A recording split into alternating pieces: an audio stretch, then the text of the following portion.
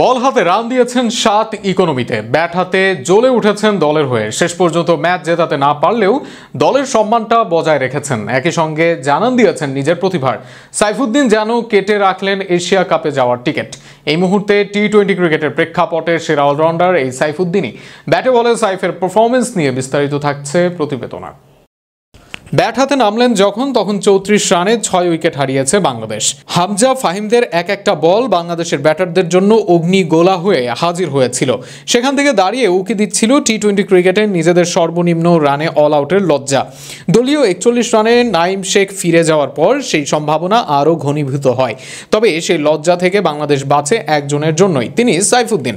এই pace bowling অলরাউন্ডারকে শেষ পর্যন্ত কেউ আউট করতে পারেননি। দলের সর্বোচ্চ স্কোরার হয়ে অপরাজিত থেকে যান। 8-এ নেমে দলকে সর্বনিম্ন রানের লজ্জা থেকে বাঁচান। ব্যাট করেন টেল এন্ডারদের সঙ্গে, সেখানে করেন 34 বলে 35 রান। 2টি 4-এর সঙ্গে হাঁকান 2টি ছক্কা। ভাবতে পারেন স্ট্রাইক রেটে পিছিয়ে সাইফ, কিন্তু টেল এন্ডারদের সঙ্গে ব্যাট করে কিছুই করার ছিল না তার। শুরুতে দলের বিপদে নেমে আগ্রাসী শট খেলে সাইফ প্রমাণ করেন জেতাতে এসেছেন তিনি। কিন্তু নাইমের বিদায়ের পর একা হয়ে যান সাইফ, ফলে সঙ্গহীনভাবেই চলে তার ইনিংস। যোগ্য সঙ্গ পেলে এই ইনিংসটা হতে পারত আরও সমৃদ্ধশালী, তবে কিছুটা হলেও কাজের কাজ করেছেন সাইফ। বিশ্বমণ্ডলে তাই লজ্জার মুখে পড়তে হয়নি বাংলাদেশকে। শুরুর বিপদের পরও 100 ছাড়াই বাংলাদেশ। এত বছর পরও বলতে পারেন সম্মানজনক হারই কেন। সিরিজ জয়ের পর সম্মানজনক হার বাংলাদেশকে খুব বেশি আত্মতৃপ্তি দিবে না।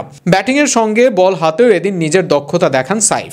শুরুতে আউটসুইং বাউন্সার করেন, এর সঙ্গে ইয়র্কার ও স্লোয়ার করতেও দেখা যায় তাকে। ছন্দে থাকা সাহাবজাদাকে খুব বেশি সুযোগ দিচ্ছিলেন না। হারিস বারবার পরাস্ত হচ্ছিলেন তার বলে। শেষ পর্যন্ত তার কাছে উইকেট দেন তালাত। 3 ওভারে 9 রানে পেয়েছিলেন 1 উইকেট।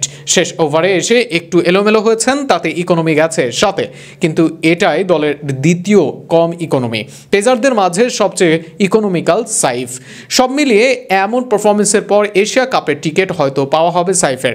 টি-20 ক্রিকেটে পেস বোলিং অলরাউন্ডারের অভাব পূরণেও সাইফের দিকে থাকবে নজর। একই সঙ্গে পেস বোলিংয়ে সুস্থ প্রতিযোগিতা আরও একবার বাড়ালেন এই অলরাউন্ডার। সব মিলিয়ে সাইফের এই ফেরা বাংলাদেশের ক্রিকেটের জন্য দারুণ কিছু হোক, এমনটাই চাওয়া সবার।